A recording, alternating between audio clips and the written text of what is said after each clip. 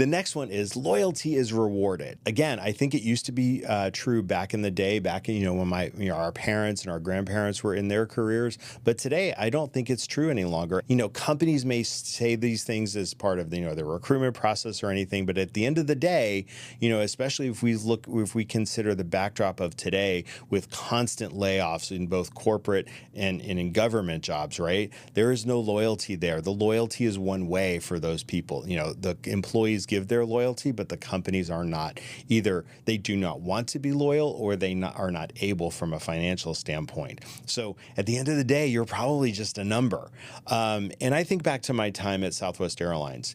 I think back to, why, one of the catalysts for me leaving was, the career trajectory, and that the company at the time rewarded longevity and loyalty.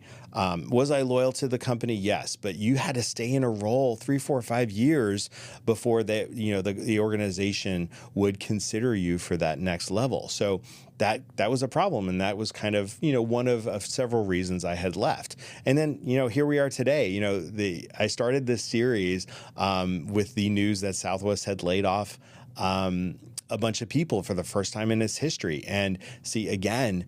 People who worked there for so long it was jarring to them because they were loyal and felt that the company would always have their back.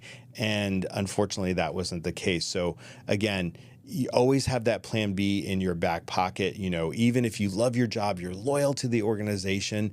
It's never a bad practice just to see what else is out there. Go on a couple interviews every now and then, and you may realize, hey, the grass isn't greener on the other side, and I want to stay here. I want to again continue to be loyal, but you never know when those layoffs will come or something else will happen that suddenly you will not be in that job anymore, and you need to have a good plan B at the ready to execute on.